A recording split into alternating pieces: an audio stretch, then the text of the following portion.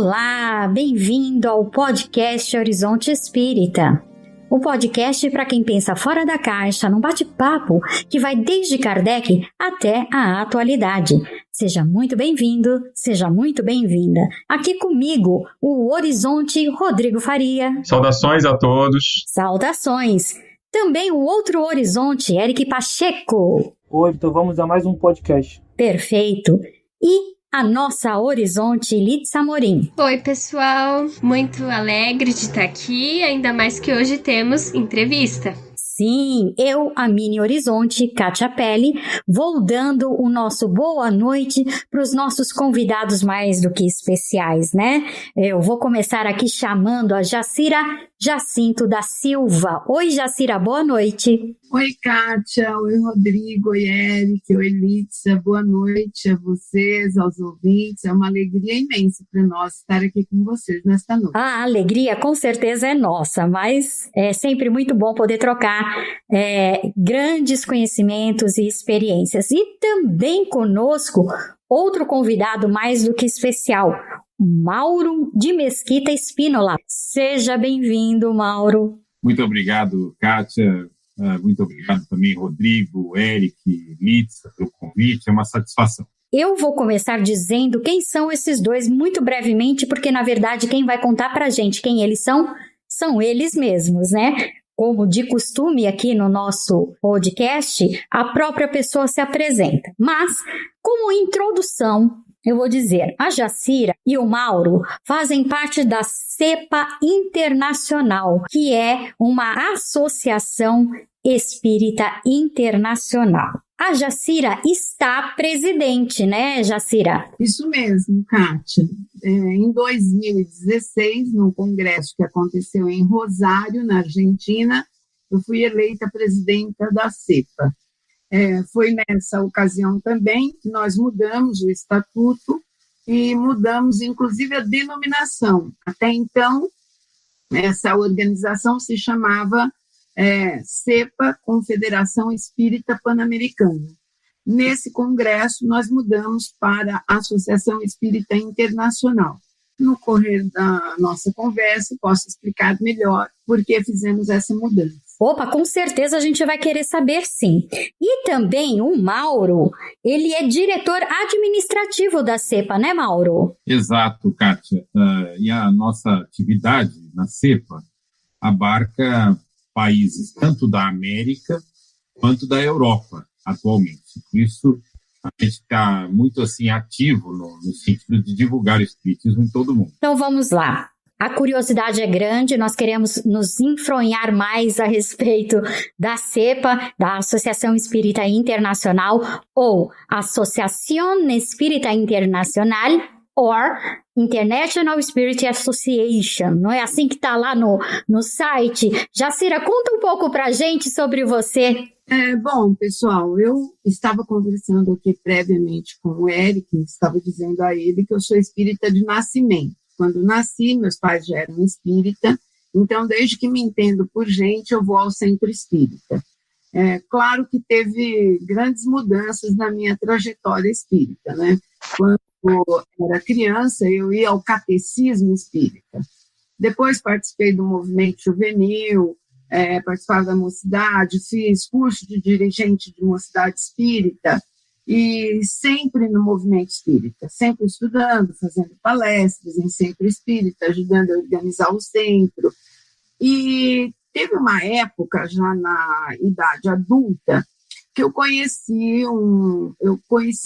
convivia com um intelectual da minha cidade. Eu morava numa cidade do interior, muito perto da divisa de São Paulo com o Mato Grosso, na região de São José do Rio Preto. E esse meu amigo era muito estudioso e conhecia o movimento espírita numa amplitude maior. Até então, o meu conhecimento era mais local, eu estudava pelas obras de Kardec, no nosso meio ali. Esse meu amigo já viajava muito, conhecia muito mais, e me apresentou um jornal chamado Espiritismo e Unificação. Eu comecei a ler esse jornal e me encantei com as ideias mais abertas, mais libertárias, isso na década de 80. A minha trajetória é um pouquinho diferente da do Mauro, porque eu vivia no interior, ele em São Paulo. Mas, basicamente, as histórias coincidem em algum ponto, porque ainda na idade já adulta, mas ainda jovens, nós tivemos contato com um movimento de ideias mais aberto, que criticava o religiosismo que havia no movimento espírita, uma visão antropomorfizada de Deus e práticas que não eram compatíveis com a filosofia espírita proposta por Allan Kardec. Então, nós começamos a participar desse movimento, eu inicialmente através do Simpósio Brasileiro Espírita que acontecia na cidade de Santos, começou acontecendo lá, e depois conheci a CEPA, esse movimento de ideias internacional que toma o espiritismo mais pelo seu caráter científico e filosófico e não como uma religião. Nós nos adaptamos, tanto eu como o Mauro, ele vai falar rapidamente da história dele, e fomos participando do movimento, nos encantamos pela possibilidade de discutir espiritismo abertamente, sem peias, sem travas, sem punições, sem cabresto, digamos assim. Todos os assuntos que nós queremos, nós discutimos livremente à luz da filosofia espírita. Mas talvez o que mais tenha nos encantado, a maneira horizontal como essa organização funciona. Então, nós ficamos. Poderemos falar um pouco mais, vou passar a palavra para o Mauro, rapidamente falar da história dele também. Bem, no meu caso, Kátia, Rodrigo, Litsa e Eric, eu sou também espírita desde criança, minha família é espírita.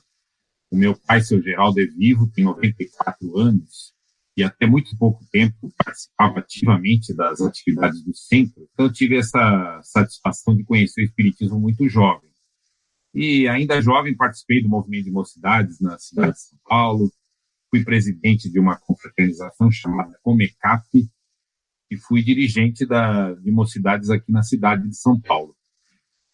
Mais ou menos no começo dos anos 80, tive a oportunidade de ganhar um livro de um amigo chamado Ciro Pirondi, chamado Espiritismo Dialético, de Manuel Porteiro, argentino. Aquele livro teve um papel importante para mim, como já tinha tido alguns anos antes, muita importância, o jornal já citado pela Jacira, Espiritismo e Unificação, que é editado na cidade de Santos. Essas novas oportunidades, novos amigos, me fizeram perceber que existiam oportunidades muito grandiosas para o espiritismo que até um certo momento eu não enxergava. Uma oportunidade que abre para o livre pensamento. Eu acredito que isso foi muito importante para a minha participação no espiritismo, tanto que em 87, 88, nós criamos o CPDOC, que é um centro de pesquisa que existe até hoje, tem muitos amigos que talvez vocês conheçam, que participam lá também, como é o caso do Ademar Fioro dos Reis, é o caso do Wilson Garcia e vários outros amigos. Eugênio Lara. E hoje posso dizer que o meu principal desejo é a difusão do espiritismo livre. É a gente descobrir e redescobrir o espiritismo a cada momento como uma trilha de produção de pensamento. E não como um pensamento fechado, estruturado, hierarquizado, que impede as pessoas de refletirem e pensar. É isso. Sensacional. Muito obrigado pela introdução que vocês deram para a gente a respeito das pessoas que vocês são. Agora, nós vamos querer saber das pessoas que atuam no movimento espírita no sentido de conhecer um pouquinho mais da CEPA, né, pessoal? Vamos pela ordem, né, cronológica. Sou historiador, eu gosto das coisas organizadinhas, né? Então, a gente começou com o prefácio e a introdução. Então, vamos agora para o capítulo 1. A CEPA, ela é Vou dar também um pouco de pequena história pessoal. Eu ouvi falar da CEPA pela primeira vez em listas de discussão espíritas nos anos 90, da gloriosa e falecida Summer Matrix, depois Espiritismo Net, mudou de nome algumas vezes, mas era um fórum que eu tinha 19 anos. Foi o que me apresentou a variedade do movimento espírita, coisa que então eu não conhecia, porque eu frequentava apenas uma única casa, que depois eu descobri ainda era heterodoxa, né? Era a Sociedade Espírita Ramatiz, aqui no Rio de Janeiro. E foi nessa lista que eu vi pela primeira vez alguém falar em espiritismo laico. E falar na CEPA, que então ainda tinha um antigo nome, né? Confederação Espírita Pan-Americana. E, claro, isso era falado no meio de polêmicas de lista. Então, se o pessoal acha... se hoje o Facebook, essas redes já se pegam fogo, e a lista também pegava, à sua maneira, né? Era por e-mail, as pessoas conseguiam pensar um pouco mais antes de escrever. Daí, eu fiquei sempre muito curioso, e eu lembro que naquela época, eu não lembro de nenhum membro que fosse um representante da CEPA para falar o ponto de vista da própria CEPA, né? A lista era dividida lá entre ortodoxos, febianos, aquelas grandes divisões. Então, hoje eu estou matando uma curiosidade de 20 e poucos anos. Mas vamos por partes, né? Como diria nosso amigo Jack. Eu gostaria de pedir a vocês que falassem, vocês falaram, né, de que entraram em contato com uma visão diferente do espiritismo, né, mais libertária, um ponto de vista que chamou a atenção justamente por não ser tão o discurso usual. Então, partindo dessa premissa, o que é exatamente a CEPA? Como é que ela surgiu? Ela é uma outra FEB, como algumas pessoas pensam? Para que ela serve? O que ela é? Né? Então, começando pelo início, qual a proposta da CEPA? Como é que ela só apareceu? Muito rapidamente, Rodrigo, na Federação Espírita Argentina, por volta de 1930, antes de 1940, 38, 39, surgiu a ideia de se criar uma confederação espírita pan-americana. Como o próprio nome diz, seria uma instituição que agregaria federações espíritas na América. Esse movimento de ideias cresceu um pouco, mas depois teve as grandes guerras, inclusive a Segunda Grande Guerra, que teve um impacto muito grande, e apesar de algumas iniciativas, não foi possível, eles só conseguiram fundar a CEPA em 1946. Então, a CEPA foi fundada em 1946 por um grupo de espíritas argentinos. Nesse grupo de espíritas havia brasileiros, colombianos, pessoal dos Estados Unidos, Porto Rico. Inicialmente, a ideia surgiu na Federação Espírita da Argentina. Daí eles criaram, então, com esses países da América, um movimento de ideias. Em 1946, teve o primeiro congresso da CEPA, e onde ela foi institucionalizada como Confederação Espírita Pan-Americana. Nesse momento, o Brasil participava normalmente, mas teve, se não me engano, foi em um congresso, acho que no terceiro congresso que aconteceu em Cuba, porque o primeiro foi na Argentina, o segundo foi no Brasil e o terceiro foi em Cuba. Eu acho que nesse terceiro congresso da CEPA, o pessoal resolveu abolir a ideia de que o espiritismo seria uma religião. Adotaram a posição de que o espiritismo não era uma religião. E isso fez com que os espíritas brasileiros se afastassem da CEPA. A CEPA contou com a presença do Divaldo Franco e vários outros brasileiros, inclusive teve uma das conferências, dos congressos, acho que foi o 6º congresso, se eu não estiver enganada, que novamente se realizou na Argentina, que teve a presença do Brasil novamente, mas não como participante da organização, apenas como pessoas participando do evento. A verdade é que o movimento espírita brasileiro, capitaneado pela FEB, se apartou definitivamente do movimento da CEPA quando a CEPA adotou a posição de que o espiritismo não é religião. Passou a adotar esse propósito de livre pensar, de que o espiritismo seria uma filosofia com abrangência que alcançasse a todas as pessoas, independentemente de suas religiões, como, aliás, propôs Kardec. Então, já havia um movimento religioso institucionalizado no Brasil e capitaneado pela FEB, que não conseguiu dialogar com essas ideias da CEPA. Teve um vai e vem, acho que foi nesse 6º congresso que houve um esforço muito grande de unificação do movimento espírita pan-americano novamente, até estiveram brasileiros lá, mas não foi possível fazer com que houvesse uma estrada só, para que caminhassem juntos. Os congressos seguiram acontecendo, os países da América, em regra, participando desses eventos da CEPA, mas, com o passar do tempo, o movimento religioso espírita dominou o pensamento espírita no mundo. Os livros do Chico Xavier, os livros expressos pela FEB, foram exportados para o mundo inteiro, então o espiritismo que foi conhecido no mundo com mais intensidade foi o espiritismo que nós conhecemos no movimento tradicional espírita brasileiro. No entanto, a CEPA continua existindo, seus congressos, as conferências, as pessoas se aproximando da CEPA, independentemente de suas religiões ou até sem religião.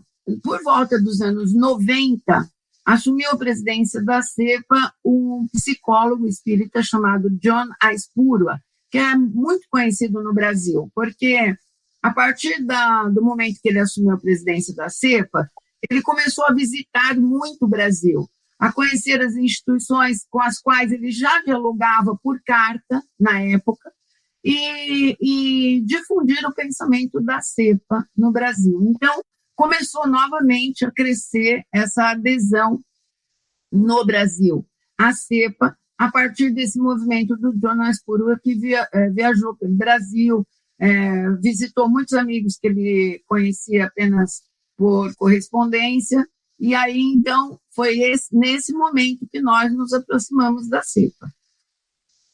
Não sei se estamos... Quer falar um pouco, Mauro?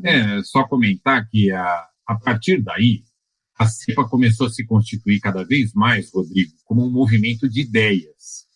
A CEPA não tem, há muitos anos já, um caráter federativo, como tem a FEB, por exemplo, como tem a União das Sociedades Espíritas do Estado de São Paulo. Realmente, os grupos espíritas, centros espíritas, podem aderir à CEPA. E pessoas, isso o Estatuto atual da CEPA também admite, pessoas também podem aderir, apoiar a CEPA, serem delegados da CEPA, serem associados da CEPA e contribuir com o trabalho da CEPA. Até mesmo instituições que não têm uma estrutura formal também podem participar da CEPA. Então, o que é a CEPA hoje? A CEPA é um movimento de ideias internacional que visa unir pensadores que propugnam, desenvolvem o espiritismo livre, por vezes chamado de espiritismo laico. Espiritismo laico no sentido de não estar subordinado à estrutura religiosa, embora não seja antirreligioso. Existe uma grande diferença entre ser arreligioso, ou seja, não seguir a estrutura religiosa, e ser antirreligioso, que não é o caso da CEPA. Dentro dos congressos, dos textos que se divulgam na CEPA, existe muito do pensamento religioso também, contanto que ele esteja disposto a dialogar com o pensamento livre, não religioso. Então, essa é, digamos, a face da CEPA, atualmente. Essa fala de vocês me faz questionar qual é a visão de religião que vocês têm, né? Porque quando a gente fala em religião, a gente pode pensar em várias instâncias, né? A gente pode pensar em práticas de rituais, a gente pode pensar em estruturas hierárquicas que comandam uma comunidade religiosa. Então, essa estrutura pode ser do tipo uma estrutura mais tradicional, como a estrutura da Igreja Católica, ou uma estrutura mais federativa, como é a espírita tradicional. Mas também tem, por exemplo, um aspecto da religião que é o aspecto de ideias filosóficas, né? Então, quase todas as religiões, por exemplo, são... Aliás, todas as religiões são espiritualistas, acreditam numa realidade para além da matéria. E quase todas as religiões acreditam em alguma divindade. Não sei se vocês puderem... Eu achei bem interessante quando vocês falam que a cepa tem uma proposta de um espiritismo arreligioso, mas que isso não significa ser antirreligioso. De que religião vocês estão falando? O que é religião para vocês? Eu começo falando e em seguida eu passo para o Mauro. Para nós, Litsa, religião está ligado a uma organização hierarquizada, a prática de rituais.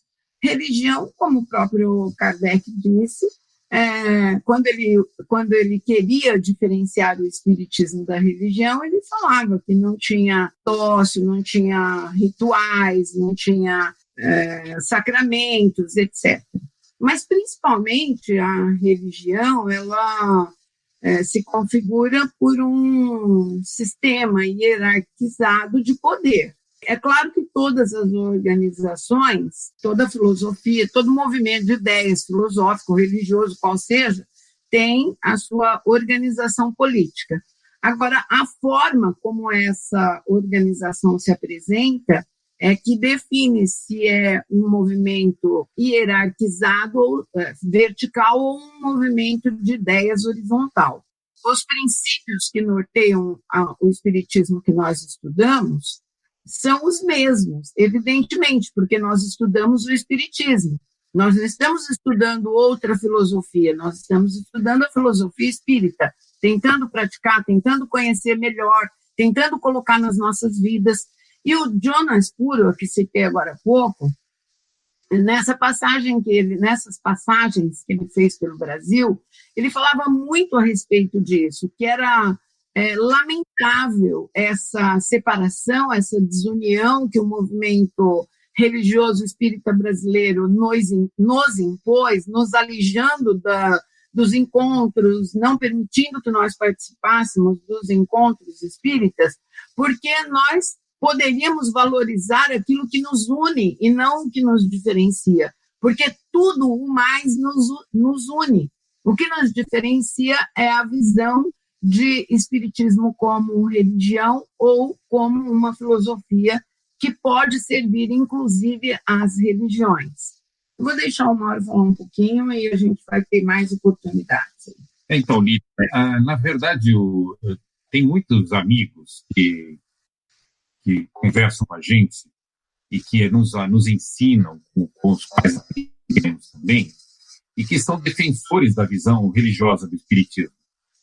Mas aí numa visão que a gente poderia chamar de Herculano Pires, a religião no sentido da expressão do espírito, da busca da fé como, digamos, um dos instrumentos do ser humano para o seu progresso, e assim por diante. O que é absolutamente do jogo é absolutamente válido. O que nós buscamos esclarecer, no entanto, é que não podemos apenas usar a palavra religião sem dar todas essas explicações. Isso traz uma grande dificuldade para o próprio espiritismo. Então, repare, o que é a religião hoje? E, inclusive, esse problema foi estudado por Kardec também num belíssimo discurso que ele fez em 1868, que aparece na Revista Espírita, em que ele comenta que, em determinado ponto de vista, o espiritismo seria uma religião, no sentido da união das pessoas, no sentido de um laço entre as pessoas, e ele termina o texto dizendo: no entanto, por que preferimos não chamar de religião? Disse Kardec. Isso é uma coisa que poucos que defendem esse único parágrafo em que Kardec admite que o espiritismo possa ser uma religião, mas não citam o parágrafo seguinte. Ele diz, por que preferimos não chamar de religião? Porque não se pode, para a mesma palavra, dar dois significados diferentes. Então, qual que é a nossa reflexão sobre religião?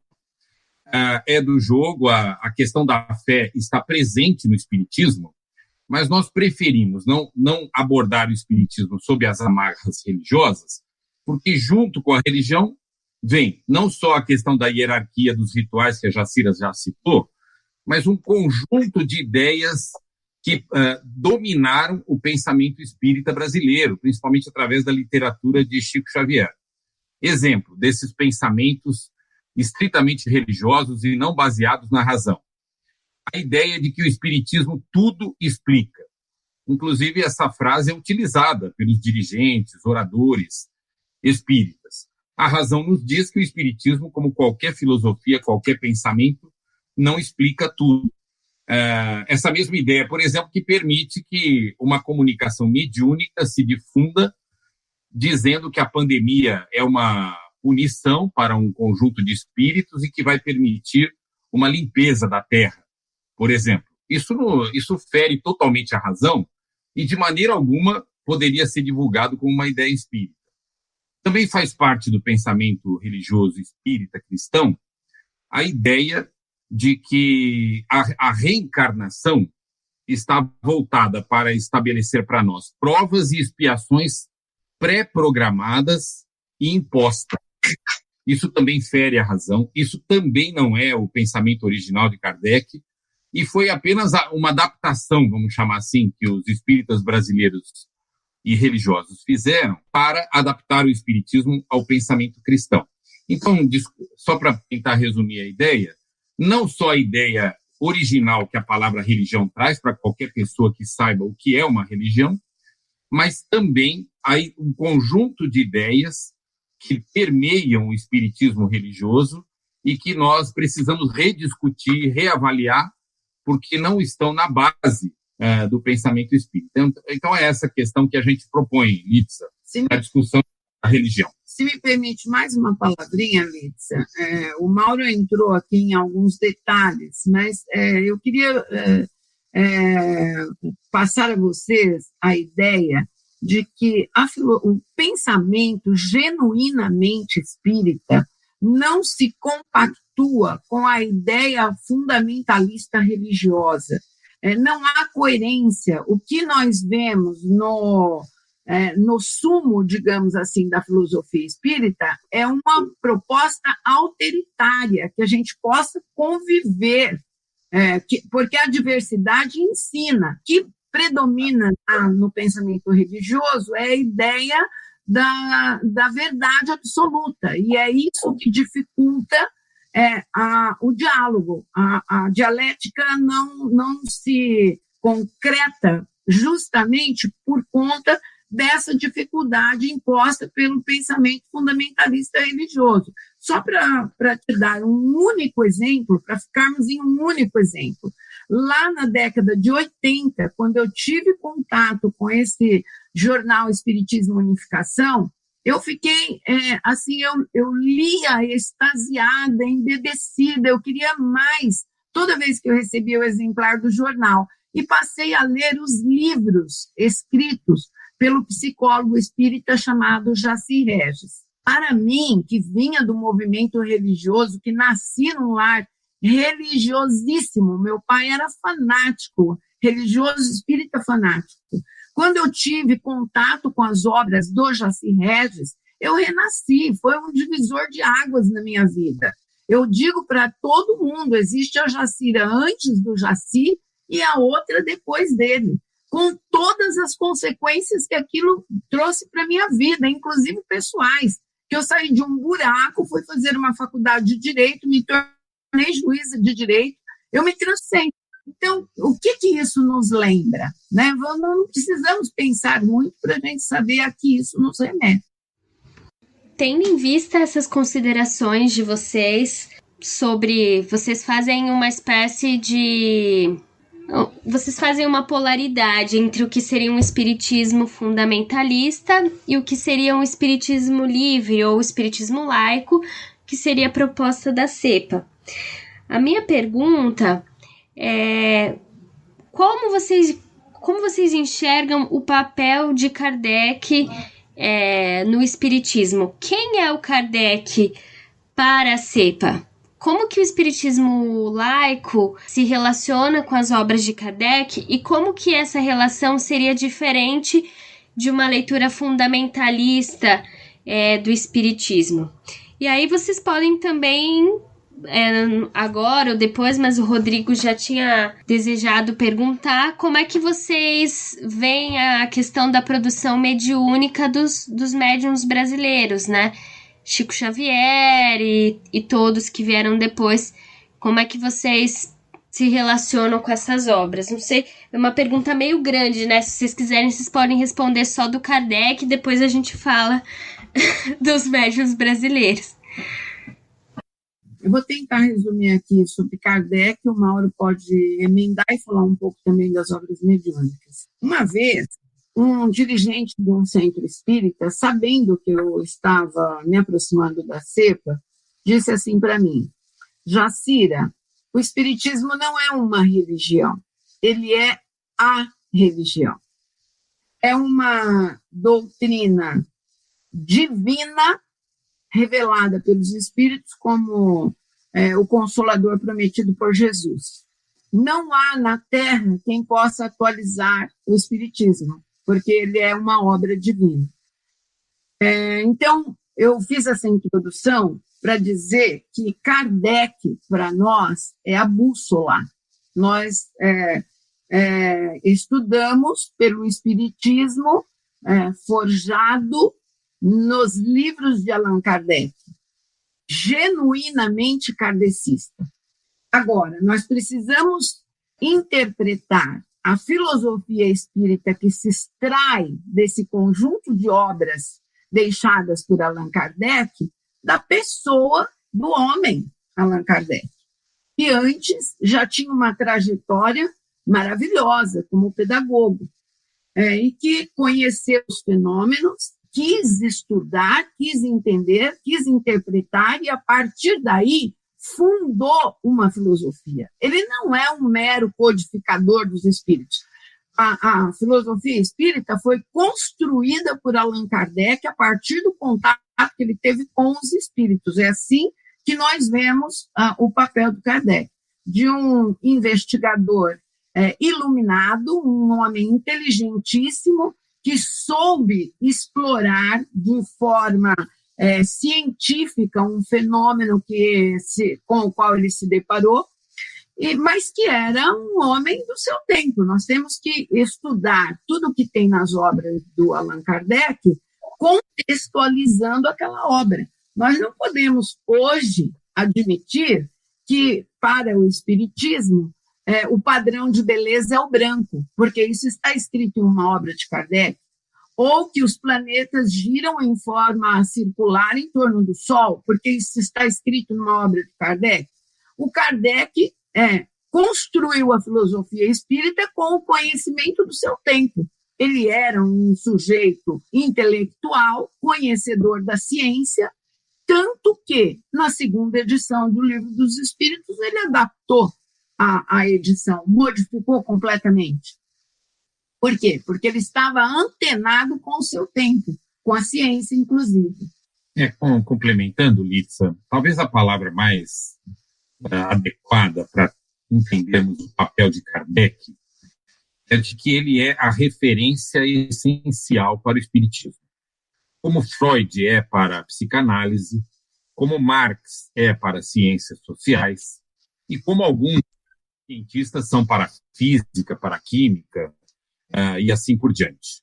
Os estudiosos de um determinado segmento do pensamento têm as suas referências e, quando desenvolvem os seus pensamentos, não precisam necessariamente obedecer todas as contribuições desses primeiros pensadores, mas têm nesses primeiros pensadores a sua referência conceitual e metodológica. Então, é o caso de Kardec para o espiritismo. Qual é a referência de Kardec? Primeiro, do ponto de vista conceitual. ele estabeleceu os principais temas fundamentais do Espiritismo. E estabeleceu entre esses temas uma relação de racionalidade, que foi muito bem estudada por Gustave Guélé, que analisou o Espiritismo. Ele não era espírita, o Gustave Guélé, mas analisou o Espiritismo e concluiu: é uma doutrina racional. Então, Kardec estabeleceu um conjunto de conceitos, estabeleceu uma relação racional entre esses conceitos e estabeleceu uma base metodológica que aparece principalmente no Livro dos Médiuns. Essa base conceitual e base metodológica são as principais referências do Espiritismo. Então, quando você vê os estudos, os textos, as palestras de companheiros da CEPA que estudam o Espiritismo, para todos eles, Kardec é a referência fundamental. Agora, realmente, em muitos pontos, há que se buscar uma análise crítica da contribuição kardeciana. Porque, como a Jacira contou, ela tem que ser contextualizada como qualquer obra humana que é realizada. Agora, emendando para a sua segunda questão, que é a questão da obra mediúnica, o que a gente avalia é que a obra mediúnica, principalmente realizada no Brasil, ela é bastante permeada pelo pensamento religioso não livre. O pensamento religioso que eu, sinceramente, coloco como não kardecista. Exemplo, várias das colocações que citei agora há pouco, que permeiam o pensamento religioso, podem ser encontradas nos próprios livros mediúnicos. Se a gente pegar, por exemplo, a obra O Consolador, de Emmanuel, que é uma obra bastante difundida, considerada até um complemento da obra kardeciana por muitos brasileiros, a gente vê que ali existem muitas das ideias que permeiam o pensamento religioso. Aquela ideia de que a nossa reencarnação está toda programada, de que o Espiritismo tudo explica, de que as provas e expiações são punições por faltas do passado, que não fazem parte do arcabouço kardeciano, embora em alguns momentos Kardec tenha também aberto espaço para esse tipo de pensamento, mas não é a base do pensamento kardeciano, isso quem lê toda a obra de Kardec percebe, mas que tomaram conta do pensamento religioso. Então, a nossa visão da obra mediúnica é bastante crítica, da mesma forma que temos livros que claramente são uma grande contribuição a entender melhor a mediunidade, como, por exemplo, o livro Nos Domínios da Mediunidade, de André Luiz. Nós temos do próprio André Luiz, de Emmanuel, de outros pensadores, de outros espíritos, muitos livros que apenas fazem cristalizar o pensamento religioso. Então, tem que ser olhados com interesse de aprendizagem, mas com um espírito bastante crítico. Essa é a nossa visão, Litsa, da obra mediúnica. Adorei. Vou deixar os outros colegas fazerem perguntas, mas estou adorando a entrevista.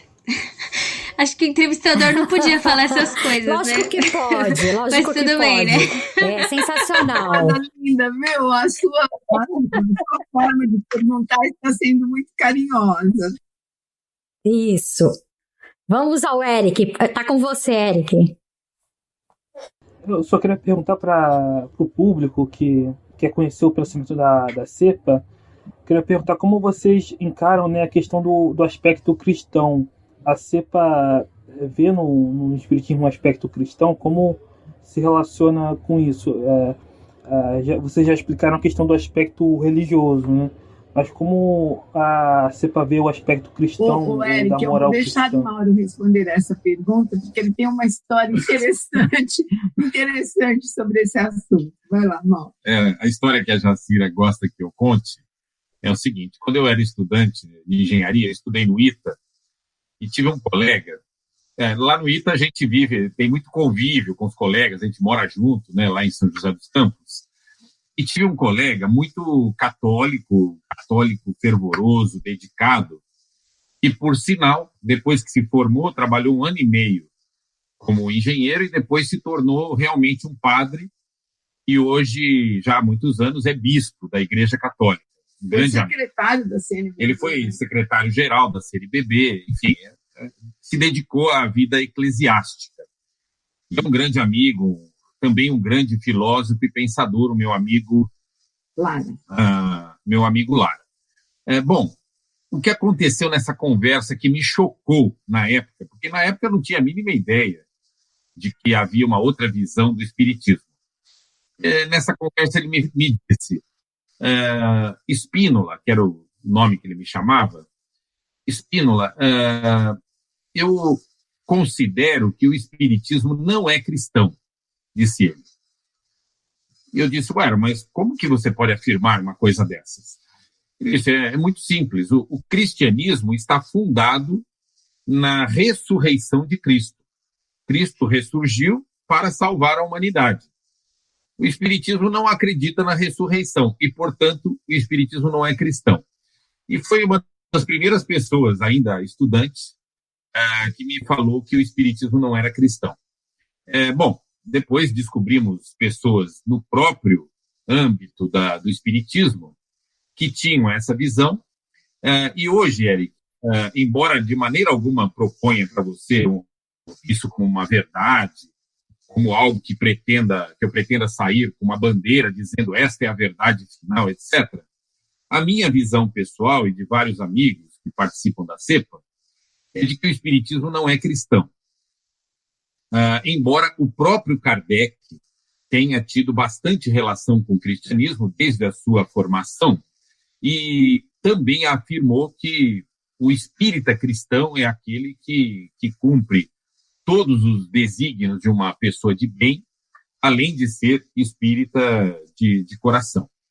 Então, apesar dessa visão kardeciana, que buscava, até com o Evangelho segundo o Espiritismo, dar uma resposta espírita para o cristianismo, dizer, olha, o espiritismo não vem contra o cristianismo. Embora também no Brasil a gente tenha esse domínio da visão cristã espírita, eu proponho que a gente faça uma abordagem não cristã do espiritismo. E explico por quê. Primeiro, porque o espiritismo tem um potencial de universalidade que o cristianismo não tem. Esse é o primeiro motivo, o motivo essencial. O espiritismo é uma filosofia e uma ciência que trata da imortalidade, da comunicabilidade dos espíritos e da evolução do espírito. Isso não precisa estar nas amarras da visão cristã e nem mesmo da mensagem de Jesus. A mensagem de Jesus é uma mensagem maravilhosa e também universal. Ela se transformou depois nesse mastodonte que nós conhecemos, que são as religiões cristãs. Se apenas buscarmos a mensagem de Jesus, temos uma grande contribuição para o espiritismo. Mas nem a ela precisamos nos amarrar, porque o espiritismo tem um potencial da universalidade, o potencial de dialogar com todas as áreas do pensamento, todas as áreas da ciência, da filosofia e da religião. E, principalmente por isso, eu proponho uma abordagem, como muitos amigos, não cristã do espiritismo. E, além disso, a necessidade, aí não é nem uma questão de apenas uma opção, a necessidade mesmo do espiritismo, de se desvincular de símbolos, de rituais, de ritos que se fazem, inclusive, dentro dos centros espíritas e que são trazidos das religiões cristãs. Então, é essa a relação que a gente propõe com o cristianismo. O espiritismo uma abordagem não cristã do espiritismo e uma abertura do espiritismo para o cristianismo, para o hinduísmo, para o judaísmo, para todos os pensamentos, como, aliás, propôs Kardec no seu livro O que é o Espiritismo, em que ele dizia que dentro das reuniões espíritas poderia ter religiosos de todos os matizes. Essa é a visão que a gente propõe, Eric. Em síntese, seria uma contribuição, né, ao cristianismo, e não a contribuição, como propôs lá aquele dirigente do centro espírita ao qual me referi. E o próprio espiritismo é uma contribuição também. Enfim, um diálogo aberto, e não uma coisa fechada, verdade final e assim por diante. Bom, gente, eu me senti totalmente contemplada no quesito não ser cristão. Os meus colegas aqui já me conhecem, Mauro e Jacira, e até acho que sabem da minha história com relação a não ser cristã. O pedaço que eu andei passando num programa ao vivo que eu apresento numa rádio, porque sem querer eu soltei que não era cristã e fui quase queimada como Joana d'Arc ao vivo e em cores dentro do programa. É interessante porque é incrível, é incrível. A gente acaba sofrendo preconceitos desnecessários, onde só faz haver partições e não convergências, né? Muito triste isso, mas eu me senti totalmente contemplada com a sua explicação, foi bárbara com relação principalmente à explicação da onde e do porquê que surgiu o termo cristão. Ô, Rodrigo, é com você. Assim, eu estou gostando muito das respostas de vocês, realmente tem muita coisa que eu também penso, mas assim, o nosso podcast ele é ouvido, na verdade, por pessoas que se consideram geralmente espíritas de todas as correntes, e a corrente majoritária, como vocês bem sabem, não é aquela que a CEPA representa. Então é normal que as pessoas, ao serem apresentadas pela primeira vez, esse tipo de conceituação talvez estranhem. Eu sei, até por feedback de amigos e conhecidos de vez em quando, que a gente recebe por causa dos episódios que a gente apresenta, a gente fala de polêmicas e coisas do gênero, então por isso eu vou me permitir bancar um pouco o William Bonner, não com aquela classe toda, né? Eu não participo de terno e gravata do podcast, infelizmente, e não tenho o salário dele, mas enfim, de questionar um pouco para ficar mais claro para o pessoal que está nos ouvindo. Então, assim, eu notei que vocês falaram logo no começo da questão do pensamento religioso não livre, como amarras dogmáticas, né? Ligado àquela questão de rituais, essa coisa toda.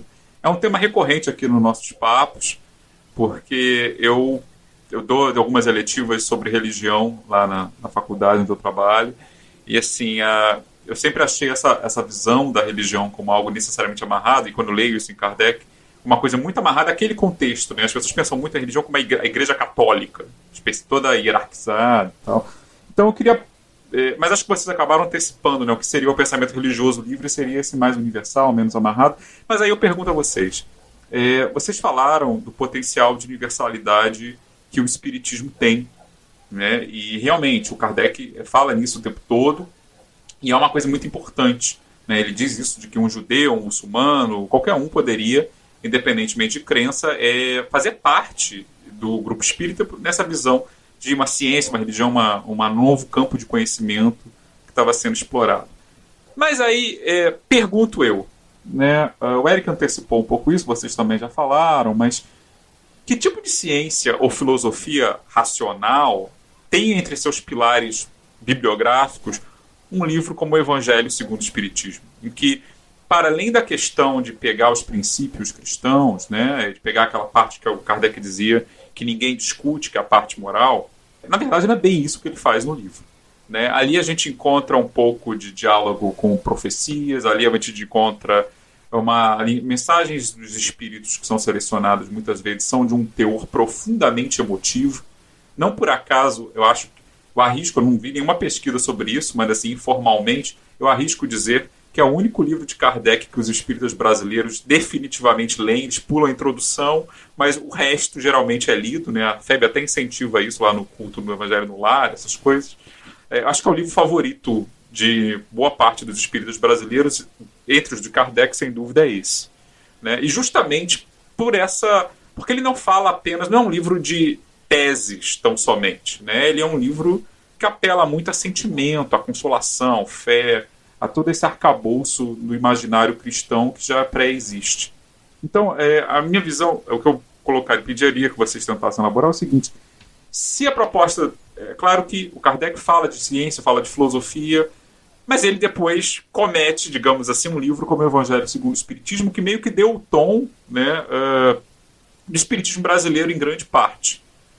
Por mais que o pessoal goste de Emmanuel e outros autores, são autores que muitas vezes, não por acaso, alguns dos livros mais populares de Emmanuel e outros espíritos são comentários em cima ou dos evangelhos ou de trechos do Evangelho segundo o Espiritismo em alguma medida. Como é que fica essa proposta, então, de um espiritismo menos cristão, mais acessível a outras crenças, quando, na verdade, já lá na raiz, essa parte do cristianismo é pisada e repisada não apenas pelo próprio Kardec, mas pelos próprios espíritos. Né? E a segunda coisa que eu queria perguntar, né, vou aproveitar a lista e fazer uma segunda pergunta, é o seguinte: a CEPA, ela se vê como herdeira dos espíritas científicos lá do Torteroli e companhia do século XIX? Tem algum diálogo com essa herança? Bom, Rodrigo, eu quero agradecer imensamente a sua pergunta sobre o Evangelho. Uma pergunta muitíssimo oportuna e importante. Uma coisa, Rodrigo, é o que se tornou o movimento espírita brasileiro, né? Outra coisa é a filosofia espírita na sua essência.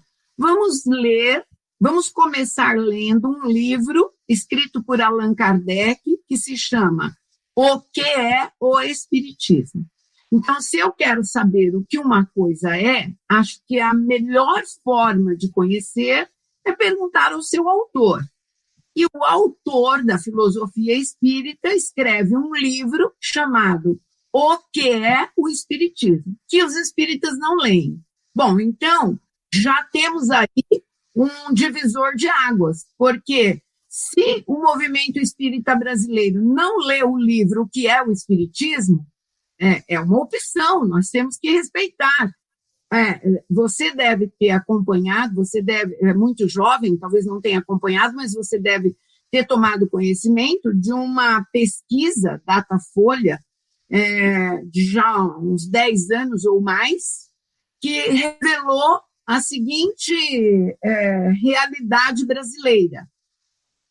68% dos católicos, dos espíritas, batizavam os filhos e casavam na igreja, e 48% dos católicos acreditavam em reencarnação. Essa pesquisa trouxe os catoespíritas e os espiritólicos. A verdade é que nós somos um país forjado nas religiões africana e católica. Então, nós temos esse sincretismo religioso no Brasil que não corresponde à filosofia espírita. E se você prestar atenção lá no livro O que é o Espiritismo, o Kardec sugere o que é que deve ser estudado da sua obra. E ele diz, primeiro, leia o que é o Espiritismo. Depois, o livro dos Espíritos. Depois, o livro dos Médiuns. E depois, as outras obras. Essa foi a valoração feita por Allan Kardec. Então, se eu estou estudando Espiritismo, se eu gosto do Espiritismo genuinamente kardecista, eu vou me pautar por Kardec, não por aquilo que fizeram com a obra dele.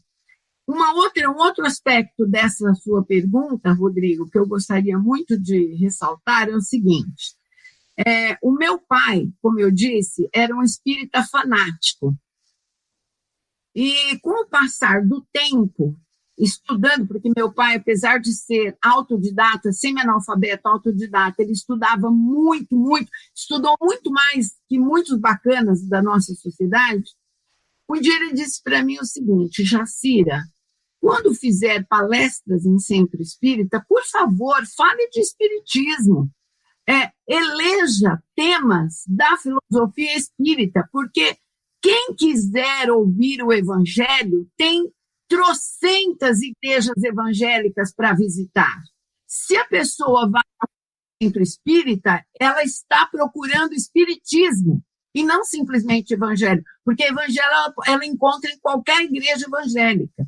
Então, isso não significa desprezar o evangelho. Isso significa dar a cada coisa o seu valor adequado, na hora adequada. Nós estamos dentro do centro espírita, nós temos que priorizar a visão espírita. E aí eu vou pedir ao Mauro que fale um pouquinho do evangelho a partir da introdução do evangelho segundo o espiritismo. Comentando agora sobre o evangelho propriamente dito, Rodrigo, qual é a avaliação que eu faço, outros estudiosos fazem do trabalho de Kardec e da produção que ele fez do livro O Evangelho segundo o Espiritismo. Para começar, o Evangelho é um estudo do Novo Testamento com uma visão espírita. Então, ele parece ser uma resposta de Kardec às acusações, que inclusive ele colocou algumas de padres na Revista Espírita, e que estavam exatamente criticando o espiritismo, dizendo que o espiritismo quebrava alguns alicerces do cristianismo, e assim por diante. Então, o Evangelho é uma boa resposta para isso, dizendo, olha, o espiritismo não fere em nada os conceitos de Jesus, e ele, pelo contrário, ele apenas vem reforçar vários ensinamentos de Jesus. Agora, a importância que cada uma das pessoas dá a cada obra de Kardec é uma coisa que as pessoas, evidentemente, têm que ter liberdade de ter. Agora, o que a gente observa? Quando a gente valoriza demais esse lado evangélico, e era isso que a Jacira estava reforçando, a gente está buscando apenas fazer com que o espiritismo seja um apêndice do evangelho. Aliás, esse discurso existe, né? A verdadeira mensagem é a de Jesus. A verdadeira proposta é a do cristianismo. E o espiritismo é, digamos, apenas um caminho, um alicerce para isso. O que propomos? Propomos o seguinte: o espiritismo tem a sua identidade própria, estabelecida no Livro dos Espíritos, no que é o Espiritismo e no Livro dos Médiuns. Quando começamos a analisar o Espiritismo, ou pelo Evangelho segundo o Espiritismo, e você não citou, mas foi citado também o livro O Céu e o Inferno, que claramente tem uma visão mais voltada para uma resposta espírita para a visão cristã, nós possivelmente não estamos tentando entender qual é o objetivo do próprio Espiritismo. A minha visão do livro O Evangelho segundo o Espiritismo é uma visão crítica. Eu considero que Kardec poderia ter desenvolvido mais os outros alicerces do Espiritismo e se dedicado menos a uma resposta, vamos chamar assim, àquele segmento que apenas queriam contestar o Espiritismo. Muitas vezes, a gente vê que as pessoas precisam mais de uma religião do que do espiritismo. E elas têm que ter esse direito. Então, se a pessoa, por exemplo, fica satisfeita de pegar o evangelho, e principalmente se for aquele evangelho com cara de Bíblia, com zíper e tudo, e colocar embaixo do braço, isso é um desejo que a pessoa tem, é uma busca que a pessoa tem. Muitas pessoas que vão ao centro espírita procuram muito mais uma religião, um consolo, do que o conhecimento espírita. Elas têm que ter esse direito. Mas essa obra, o Evangelho segundo o Espiritismo, não é a principal representante do pensamento espírita, que está expresso em o que é o Espiritismo e o Livro dos Espíritos. Então, a nossa visão é uma visão crítica do livro O Evangelho segundo o Espiritismo. Agora, quando a gente vai ler o Evangelho, tendo já essa base, como propôs a Jacira, a gente enxerga uma coisa fabulosa no Evangelho. É uma visão da mensagem de Jesus sob o ponto de vista espírita. E a mensagem de Jesus é maravilhosa. Não é a única, mas é maravilhosa. Então, é a nossa visão essa aí, viu, Rodrigo? A gente tem estudado muito, Rodrigo, e tem alguns colegas que são verdadeiros estudiosos da história do espiritismo. E não só a história, como muitos querem colocar, uma história da revelação, da verdade espírita e tudo mais. Não. A história da construção do pensamento espírita. E entre os vários pensadores, tem vários que trabalharam muito a questão da construção metodológica do espiritismo, que passa tanto pela questão de compreender qual é o objeto de pesquisa, o objeto de estudo do espiritismo, entre eles estudiosos da imortalidade e da reencarnação, como também o método de pensamento espírita, que foi estudado por Guillet, foi estudado por outros pensadores também. Então, Torteroli, que você citou, nos ajuda também a compreender tanto o espiritismo do ponto de vista metodológico científico, como o espiritismo do ponto de vista metodológico filosófico, de construção do pensamento. Então, vários estudiosos, colegas nossos, buscam estudar isso e construir como, a partir de Kardec, que colocou as suas bases, elas se desenvolveram com esses pensadores. Até mesmo no Brasil nós temos contribuições importantes da construção do pensamento espírita, como é o caso do trabalho de José Herculano Pires. Quando o Herculano propõe a interexistência, ele busca dar uma contribuição para o pensamento filosófico espírita. Da mesma maneira, outros pensadores desenvolveram muito os aspectos metodológicos científicos do espiritismo, como foi o próprio Hernani Guimarães Andrade aqui no Brasil. Então, sim, nos interessa muito e tem sido considerados nos nossos estudos esses pensadores. Não sei se consegui responder a sua pergunta. Olha, eu tô me preparando aqui para fazer colocar um pouco mais de William Bonner aqui na minha fala. Patrícia Poeta, por favor. Bonner não, chega, né? Já tem muita testosterona nisso, por favor. Patrícia Poeta é bom. Bom, tem várias coisas na fala de vocês que me chamaram a atenção. Uma delas, que é antes um comentário do que uma pergunta, é que ler é interpretar, né? A obra de Kardec, ela se presta a interpretações diversas. Na verdade, qualquer obra, né? E fiquei até pensando comigo, isso é uma coisa que eu já discuto com a Dora Encontre, e escrevi recentemente um artigo sobre isso, sobre a polifonia que tem nas obras de Kardec, né? Eu fiz um artigo sobre como era representada a questão dos direitos das mulheres na obra de Kardec. E você tem espíritos que fazem falas que a gente consideraria mais progressistas, até mais progressistas que os escritos de autoria do próprio Kardec, e espíritos que fazem falas mais conservadoras. Então, é realmente complexo quando a pessoa pega essa obra com tantas vozes aparecendo, inevitavelmente ela vai ter que fazer uma leitura selecionando aquilo que ela acha que é o central e aquilo que é periférico. Isso era um primeiro comentário que me surgiu assim a partir do que vocês falaram. Mas, assim, a parte que eu queria mesmo perguntar pra vocês é o seguinte: às vezes a gente já tratou desse tema aqui, o Eric de vez em quando traz esse assunto, que é sobre a relação entre as palavras e as coisas, entre os conceitos e os significados. Então, vocês estão falando sobre o conceito de religião, né? O Mauro falou, a gente prefere não usar esse conceito porque ele está historicamente carregado como algo que significa hierarquia, dogma, superstição. E eu concordo com vocês que hierarquia, dogma e superstição fazem parte dos movimentos religiosos hoje. Mas a religião não é só isso. A religião, como vocês bem deram o exemplo do Herculano, as religiões têm a ver com fé. As religiões têm a ver com uma aposta na existência de uma vida após a morte, na existência de um mundo além da matéria, porque a ciência não provou por A mais B que existe esse mundo, né? E as religiões também têm a ver com compromisso ético e comunitário.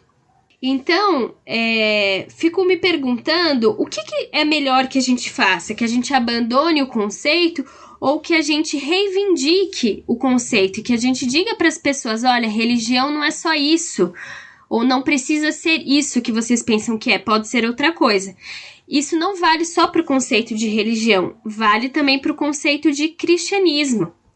A gente vê na atualidade muitos pastores protestantes progressistas, como o pastor Henrique Vieira, ou padres católicos herdeiros da tradição da teologia da libertação, como o Júlio Lancelotti, que eles estão mandando uma mensagem para as pessoas dizendo, olha, religião não precisa ser essa coisa conservadora que vocês pensam que é.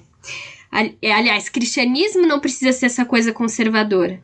Então, eu também acho complexo a gente, e digamos assim, discutível, a gente empurrar o cristianismo para as mãos dos cristãos conservadores e dizer que cristão é só quem acredita na ressurreição de Cristo, sendo que, historicamente, houve cristãos que não acreditavam nisso, só que eles foram dizimados, né?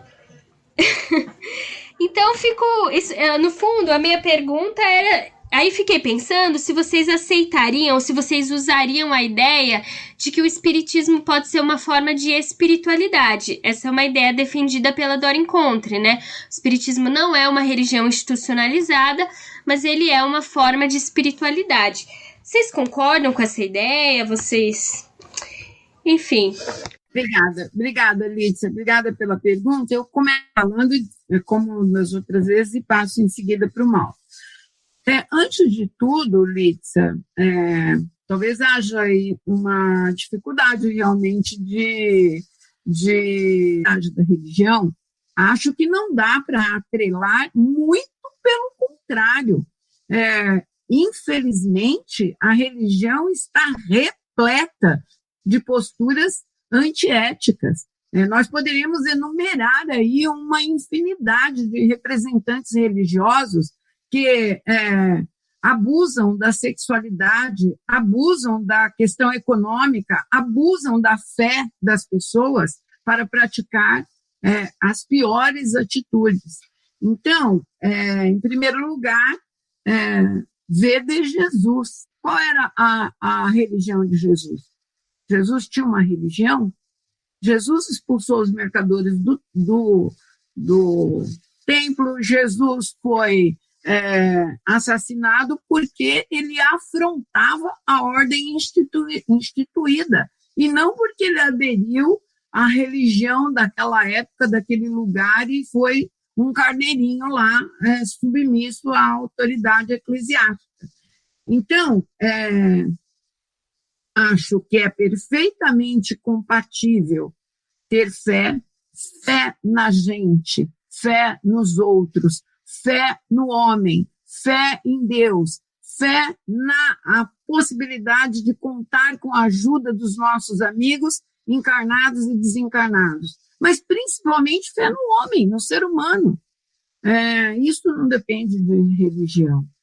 Até porque a maioria das vezes que a gente pensa em fé, a gente está num conceito, digamos, totalmente dissociado da fé raciocinada. É a fé num santo que vai ajudar meu filho a entrar no vestibular, é a fé que vai ajudar a pessoa a largar de ser alcoolista. Enfim, são movimentos pautados pela religião que não ajudam.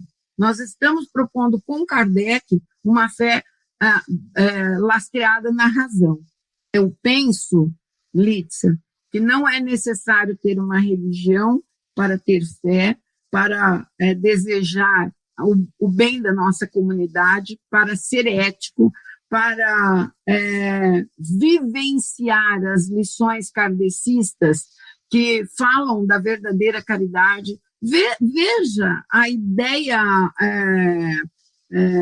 desvirtuada de caridade que permeia o movimento espírita religioso no Brasil, né? Se você vai estudar a filosofia espírita, você tem por caridade a promoção do ser humano, uma ajuda que faça alguma diferença na vida da pessoa. Não é essa caridade que precisa ter mais pobre para eu poder dar alguma coisa para ele, para eu ganhar bônus horas no céu, né?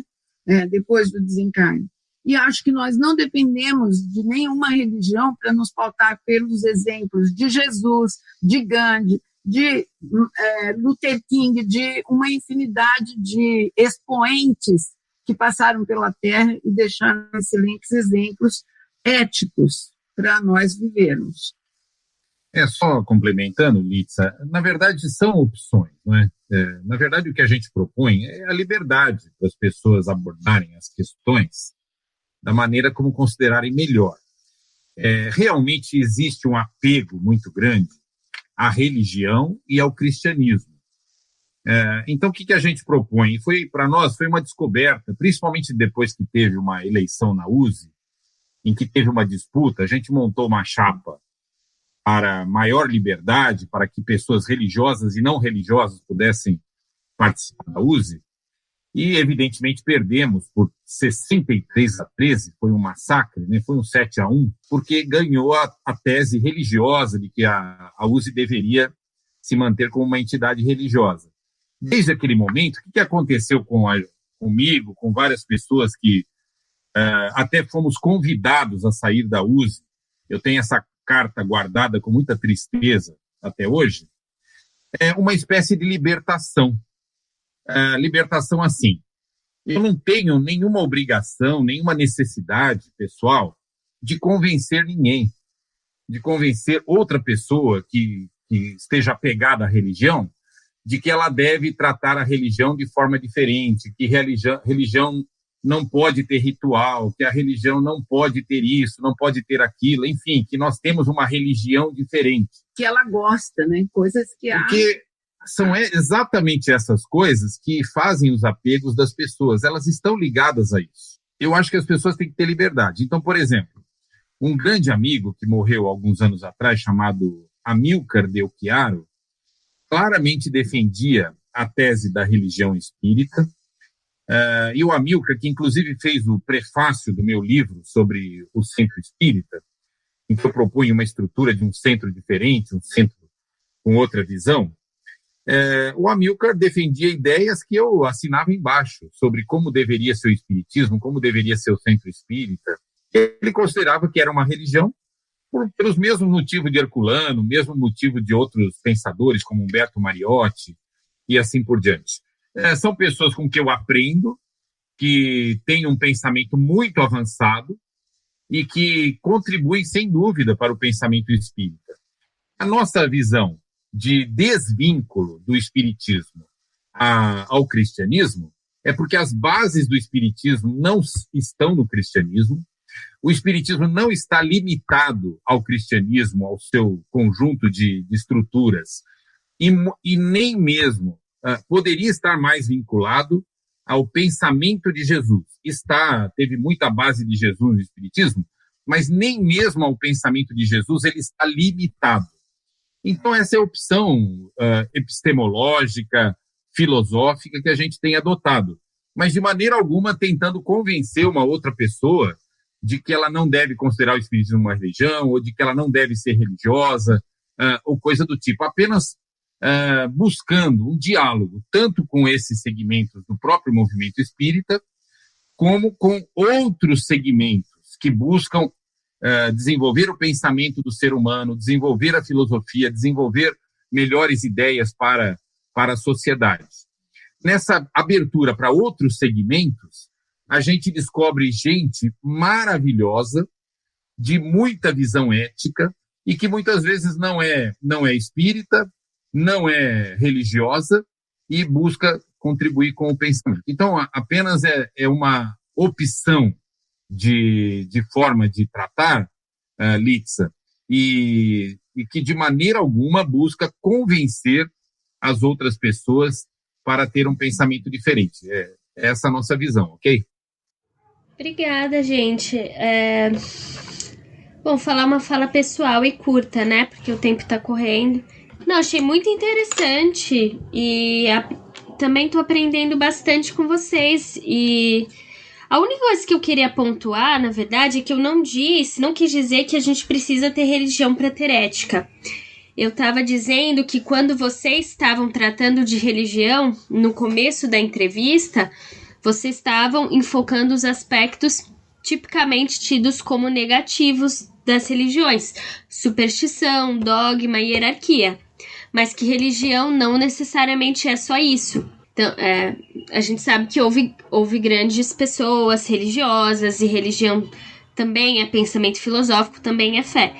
Mas vocês responderam bem, né? Assim, agora eu falando, vocês responderam bem, que é a ideia de que é uma opção metodológica, não significa que vocês desconsideram o que dizem as pessoas que acreditam que o espiritismo é religião. E eu realmente acho que a opção de vocês também faz sentido. porque a religião tá mesmo historicamente carregada de muitos problemas. Eu entendi a opção de vocês. Foi bem rico para mim essa conversa. Contar uma historinha. Eu e a Jacira tivemos a oportunidade de receber em nossa casa, em 2019, a Dora Encontre, que é uma intelectual fabulosa, que, inclusive, estou muito, muito contente de ver o trabalho que ela realizou agora com a produção da série Em Busca de Kardec, e que eu tenho amizade com a Dora desde a juventude. A gente respeita muitíssimo. Tem uma grande admiração pela produção intelectual da Dora para o Espiritismo.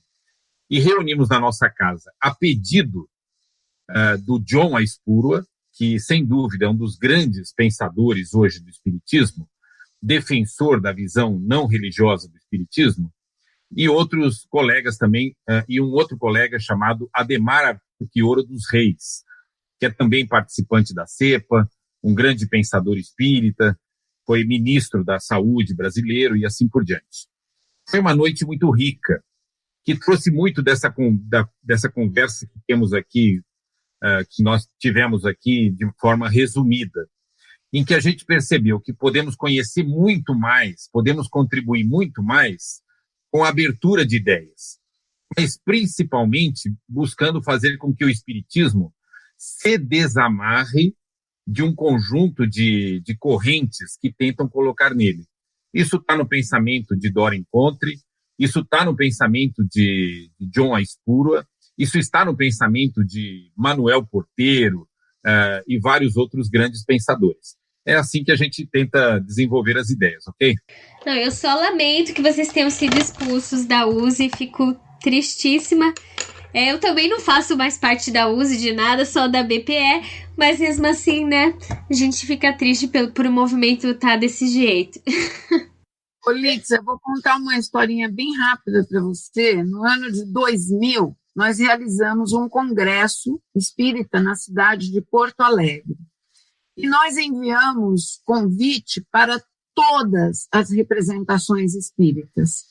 O tema do nosso congresso era uma pergunta: deve o espiritismo atualizar-se? Esse era o tema do nosso congresso. Foi com muita tristeza, Litza, que nós recebemos cartas de federativas estaduais condenando veementemente o nosso congresso e carta para os centros espíritas, aconselhando que não participassem do nosso congresso. Então, essa é a mão, esse é o peso ao qual me referi, evidentemente não generalizando, mas porque há exceções, mas esse é o peso que me referi do fundamentalismo religioso, que a sua verdade precisa se impor a qualquer preço, sobre tudo e sobre todos, inviabilizando o livre-arbítrio, as buscas, as conquistas, o desenvolvimento do pensamento. Bem que a Dora tinha me falado que ela falou assim, eu me identifico com o pessoal da CEPA, porque a gente da BP, a gente é excluído do movimento e eles também. Então eu sei bem o que vocês passam.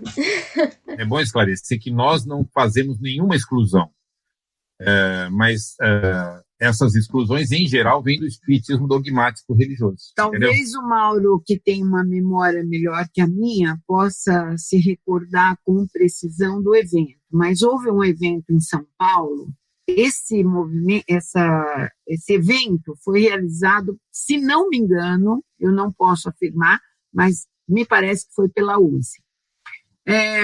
Pôde participar desse evento ecumênico todas as religiões, todo tipo de espiritismo, inclusive Umbanda, mas não podemos participar pela CEPA. Houve isso aqui em São Paulo. Eu inclusive, fui convidada no ano passado a fazer um seminário sobre o perispírito, um estudo sobre o perispírito lá na Suíça. E aí, quando o centro oficial de uma federativa soube que eu fui convidada por meia dúzia de frequentadores daquela daquela casa espírita vetaram a minha permanência e a minha estadia lá. Como se eu dependesse deles. Ou se eu fosse em nome deles, eu não tenho nenhum tipo de associação com eles. E eles ficaram super magoados, envergonhados, e eu disse, ora, nós podemos nos reunir na casa de vocês, eu vou do mesmo jeito, sem o menor problema, porque eu não estou indo em nome de ninguém. Eu recebi um convite pessoal de um morador lá da Suíça e posso comparecer sem o menor problema. Mas, inclusive, proibindo os frequentadores de irem à minha visita na Suíça. Ó, a que ponto chega, né? Pois é. Então, Lídia, como a fé e a ética não são propriedade da religião, e como eventos como esses que nós acabamos de mencionar agora são a cara da religião, a gente prefere ficar com a filosofia, com a ciência, com a produção do conhecimento, por outras vias. Porque, de minha parte, eu sempre gosto de ressalvar, as pessoas religiosas, na sua grande maioria, são pessoas boas, que estão buscando recursos para suas vidas nas religiões. As instituições religiosas, no meu ponto de vista, são perniciosas. Elas desagregam, elas policiam, elas castram, elas não favorecem o crescimento da humanidade. Vede a história, vamos olhar a nossa história, vamos ver o que a religião fez para o ser humano ao longo da história. A gente está já com 1h30, gente, então assim, antes de partir para o encerramento, eu queria fazer uma última pergunta, né, a vocês. Como vocês bem citaram, digamos assim, o tipo de espiritismo dominante no Brasil, né, representado sobretudo pela FEB, ele está muito associado a uma produção específica, mediúnica, né, Chico, Divaldo, entre tantos outros médiuns de renome e outros não tão conhecidos. Dentro da linha do espiritismo laico, existe uma produção mediúnica específica ou não? Quer dizer, existem alguma literatura mediúnica que trate dessa perspectiva, ou são apenas análises, meta-análises, né, filosóficas? Como é que é isso? Olha, Rodrigo, eu disse inicialmente, o espiritismo que nós estudamos é a filosofia espírita deixada por Allan Kardec, claro, considerando também as contribuições posteriores, né? Logo depois dele e até hoje, nós temos excelentes contribuições. Mas a mediunidade que nós consideramos respeitável é aquela que se pauta principalmente pelo livro dos médiuns. Lamentavelmente, a gente vê demais no movimento espírita brasileiro, que é o que a gente conhece melhor, né? Um total desprestígio, desrespeito à obra do Allan Kardec quando o assunto é mediunidade. Sobre o conteúdo, sobre os autores, né? Nós conhecemos, por exemplo, o trabalho da Doreen Contrey, nós conhecemos trabalhos de pesquisa sérios em torno da mediunidade.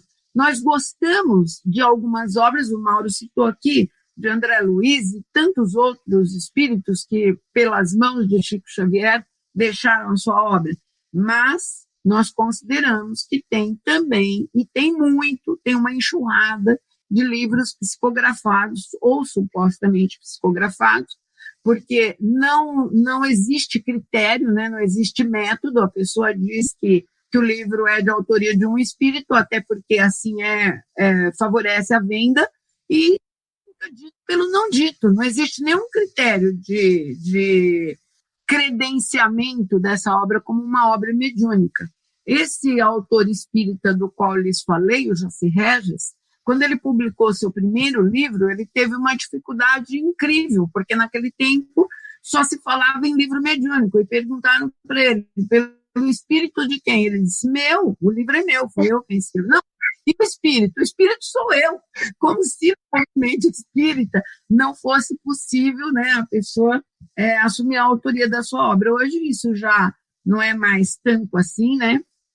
A gente trabalha muito com o estudo da mediunidade, muito criterioso, e respeitamos todas as obras mediúnicas, desde que elas sejam, de fato, respeitáveis, né? Estejam em sintonia com o conhecimento já produzido.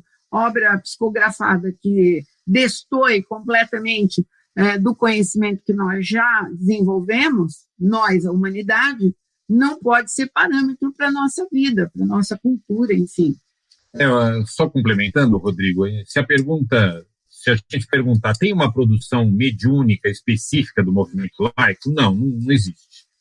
Mas existe dentro do que a Jacira falou, dá para a gente explorar o seguinte: o que existe bastante, até mais do que no movimento religioso, é um desenvolvimento metodológico relacionado a estudos da mediunidade.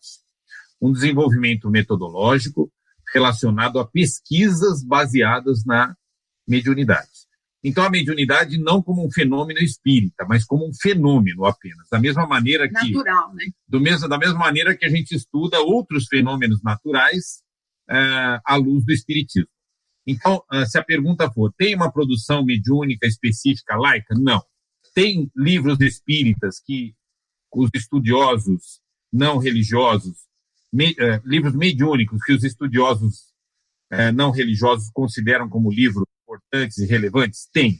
Agora, a melhor contribuição, na minha opinião, do movimento laico é o desenvolvimento, a continuidade do desenvolvimento do trabalho de Allan Kardec, no sentido de tomar a mediunidade como estudo e como instrumento de desenvolvimento de conhecimento. Então, tem uma produção relacionada a isso, sobre aspectos metodológicos do tratamento da mediunidade. Creio que seja a melhor contribuição do movimento laico. Se me permite, Rodrigo, nós temos alguns exemplos pontuais de trabalhos de pesquisa com mediunidade. E agora nós estamos estruturando uma pesquisa internacional a partir de contatos mediúnicos. Vamos submeter as mesmas questões, nós estamos estruturando esse projeto que vamos desenvolver por iniciativa de um uruguaio, né, que se aproximou da gente. Nós estamos estruturando agora uma pesquisa mediúnica que faremos em diversos países concomitantemente para depois analisar os resultados. Esse é um trabalho de pesquisa científica que nós pretendemos fazer e estamos estruturando agora. Perfeito, ótimo. Agora eu fiquei até curioso sobre isso. As questões para a pesquisa. Infelizmente, o grupo mediúnico que eu conheço, que eu gostaria de fazer parte, está a 600 quilômetros de distância. Eu dou um azar geográfico danado com essas coisas, mas enfim... Pois é. Vocês conversaram com a Dora? Não, mas nós pretendemos incluí-la, porque nós estamos no primeiro momento de estruturação desse trabalho. Porque tem um monte de médium no nosso grupo. Dependendo do que vocês estão propondo, a gente poderia ajudar também, né? A gente faz reunião mediúnica semanal lá na BP. Excelente. Vamos considerar a sua oferta e já vamos incluí-la aqui nas nossas conversas. Ai, eu queria, vocês não responderam para mim se vocês consideram o espiritismo uma forma de espiritualidade, se vocês usariam esse conceito ou não. Sim, consideramos sim, Litsa. O espiritismo é uma expressão, é uma forma de estudo e de expressão da espiritualidade. A espiritualidade humana é o principal objeto de estudo do espiritismo. E nós consideramos que estudando esses ensinamentos espíritas, o ser humano tem plena condição de desenvolver a sua espiritualidade para bem de si mesmo, da sua própria evolução, e para bem da própria sociedade, que é um dos objetivos do espiritismo. Então, o espiritismo, sem dúvida, reconhece e estuda a espiritualidade humana. Não sei se isso responde a sua questão. Responde.